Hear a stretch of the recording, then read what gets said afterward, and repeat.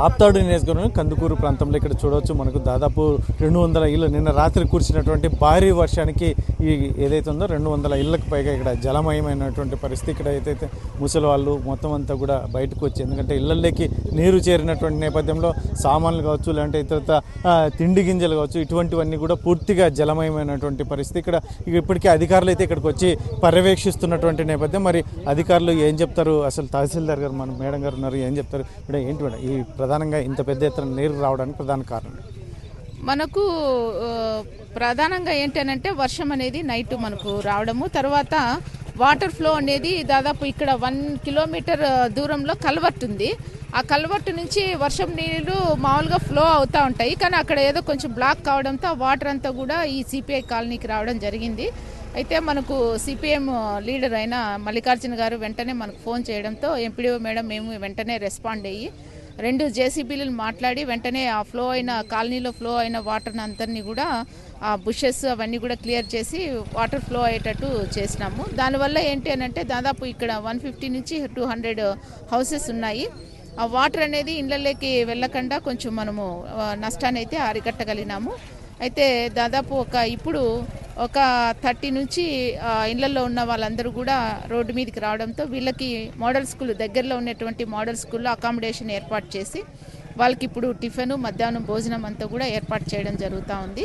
అయితే మనకు వెంటనే మనకు సిపిఎం కాలనీ వాసులు కానివ్వండి, మనకు సిపిఎం లీడర్ అయినటువంటి మల్లికార్జున గారు అండి మనకు ఇన్ఫర్మేషన్ ఇవ్వడంతో వెంటనే రెస్పాండ్ కావడంతో ఎంపీడీఓ మేడం నేను రెస్పాండ్ కావడంతో జేసీపీని మాట్లాడి ఏర్పాటు చేసి ఆ వాటర్ ఫ్లోని ఏమీ అడ్డం లేకుండా అక్కడంతా కూడా మనం క్లియర్ చేయడంతో నష్టం అనేది చాలా వరకు తగ్గించగలిగినాం.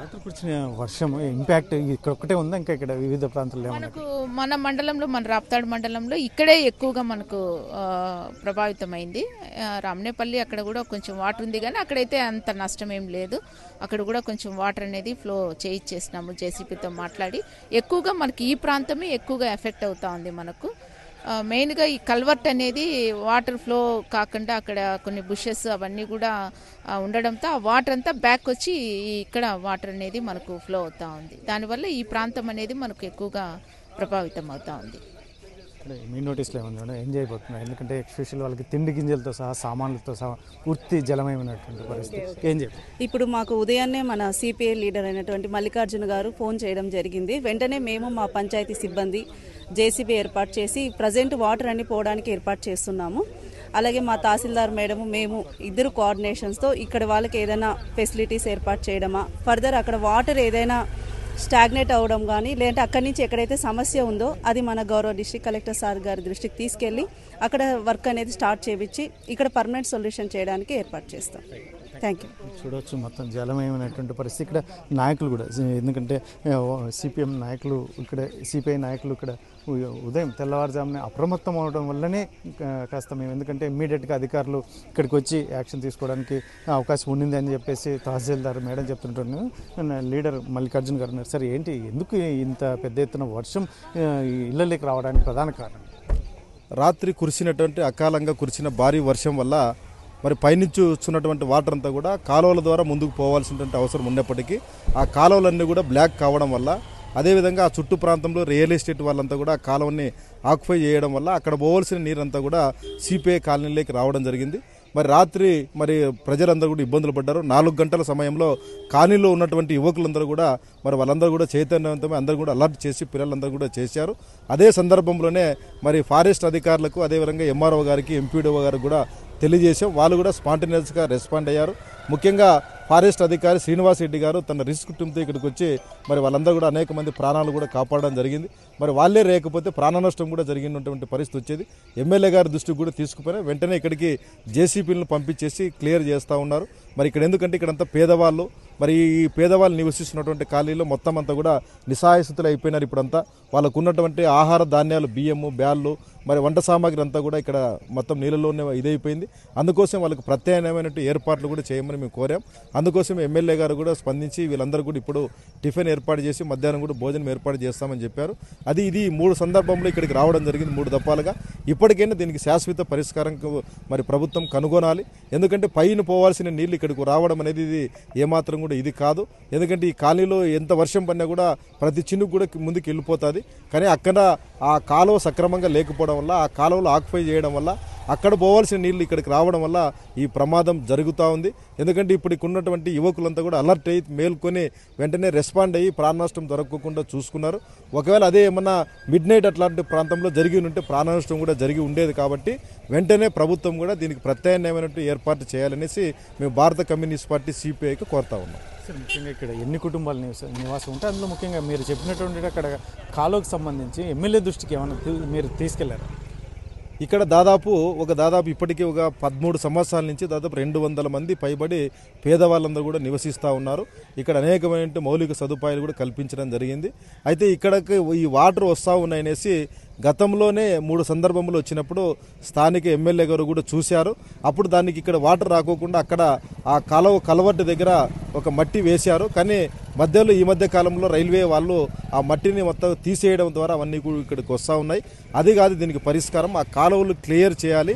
ఆ కాలువలో వస్తున్నటువంటి నీళ్లు అక్కడ పోతే ఇక్కడికి ఆ నీళ్లు రావడానికి అవకాశం లేదు. కాబట్టి అక్కడ ఎక్కడైతే కాలువని ఆక్యుపై చేసినారో, ఎక్కడైతే రియల్ ఎస్టేట్ వాళ్ళు మొత్తం ఈ కాలువను ఆక్యుపై చేసుకున్నారు, అదేవిధంగా ఈ కాలువ అక్కడ వస్తున్నటువంటి కాలువలో జంగిల్ క్లియరెన్స్ లేకపోవడం వల్ల, కాలువ కుచించుకుపోవడం వల్ల మరి ఇట్లాంటి భారీ వర్షాలు అకాలంగా కురుస్తున్నటువంటి సందర్భంలో ఆ వాటర్ అంతా కూడా ఇక్కడికి రావడానికి అవకాశం ఉంది. కాబట్టి మరి ఎమ్మెల్యే గారు కూడా గతంలో కూడా చెప్పాం, ఇప్పుడు కూడా వాళ్ళు కూడా మరి ఫోన్లో మాట్లాడిన సందర్భంలో దీనికి మరి దీర్ఘకాలిక ప్రత్యామ్నాయం ఏర్పాటు చేద్దాము, ఆ కాలువ నీళ్ళు అక్కడ పోవడానికి మేము ప్రయత్నం చేస్తామనేసి కూడా ఎమ్మెల్యే గారు గతంలో చెప్పాము, ఇప్పుడు కూడా చెప్పాము. ఆమె కూడా ఇప్పుడు సానుకూలంగా స్పందించి ఆ పని చేయిస్తామని కూడా వాళ్ళు చెప్పడం జరిగింది. చూడొచ్చు, ఇదైతే మాత్రం మొత్తం 200 కుటుంబాలు నివాసం ఉండేటువంటి సిపిఐ కాలనీలో జలమయమైనటువంటి పరిస్థితి. ఎందుకంటే వారికి రెక్కాడితే కానీ డొక్కాడని పరిస్థితులు ఇక్కడ నెలకొని ఉంటాయి. ముఖ్యంగా వారు ఆటోలు కావచ్చు, మొత్తం అన్ని తిండి గింజలు కావచ్చు, మొత్తం అన్ని ఏదైతే ఉందో నీట మునిగినటువంటి నేపథ్యంలో మరి వారి దిక్కుతోచని పరిస్థితులు. నిన్న రాత్రి మొత్తం జిల్లా వ్యాప్తంగా భారీ ఎత్తున వర్షం కురిసినటువంటి నేపథ్యంలో ఈరోజు ఇక్కడ ఏదైతే ఉందో సిపిఐ కాలనీ ఇది చెందినటువంటి 200 కుటుంబాల సంబంధించి మొత్తం జలమయ ఇల్లు, వారి వాహనాలు, లేదంటే తిండి గింజలు, లేదంటే వంట సామాగ్రి, ఇంట్లో ఉన్నటువంటి మొత్తం అన్నీ జలమయమైనాయి అని చెప్పేసి వారు బాధపడుతున్నటువంటి నేపథ్యం. ఇటువంటి పరిస్థితుల్లోనే ఇక్కడ ఇమీడియట్గా తెల్లవారుజామునే విషయం తెలిసిన వెంటనే సిపిఐ లీడర్ చెప్పిన వెంటనే స్థానిక ఎమ్మెల్యే ఇక్కడ జేసీబీలను కూడా పంపించి ఇక్కడ క్లియర్ చేస్తున్నటువంటి నేపథ్యం అని చెప్పేసి ఒకవైపు నేపథ్యం. మరొక వైపు అగ్నిమాపక సిబ్బంది కూడా విషయం తెలిసిన వెంటనే కూడా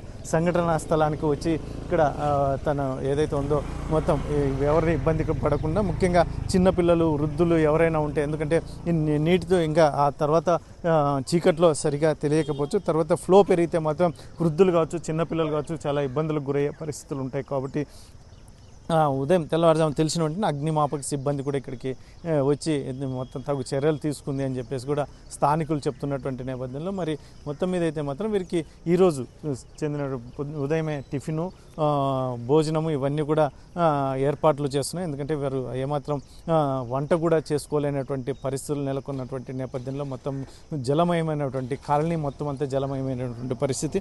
మొత్తం ఇదైతే మాత్రం ఈ గతంలో కూడా ఇటువంటి పరిస్థితి నెలకొన్నటువంటి నేపథ్యంలో అప్పట్లో ఎమ్మెల్యే చొరవతో కాస్త అక్కడ కార్యక్రమం చేశారు. కానీ కాకపోతే అది శాశ్వత పరిష్కారం కాదు.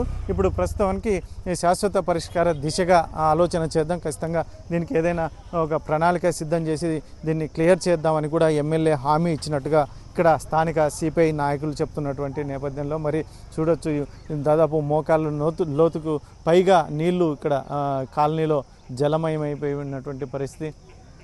ఇప్పటికే చాలామంది రోడ్డు మీద, ఎందుకంటే ముసలి వాళ్ళు అందరూ కూడా రోడ్ల మీద ఉన్నటువంటి ఈ నేపథ్యంలో మరి అధికారులు అయితే మాత్రం ఇమ్మీడియట్గా ఇంకా ఇప్పటికైతే స్పందించారు. కానీ కాకపోతే వారిని పూర్తిగా ఆదుకునే దిశగా ముందుకు రావాలి అని చెప్పేసి ఇక్కడ స్థానికులు చెప్తున్నటువంటి నేపథ్యంలో మరి ఈ సిపిఐ కాలనీకి జలమే ఇక్కడ మాకు ఎటువంటి ప్రమాదం ఇబ్బంది లేదు, మాకు ఇక్కడ కురిసిన వర్షానికి ఖచ్చితంగా నీళ్ళన్నీ వెళ్ళిపోతాయి.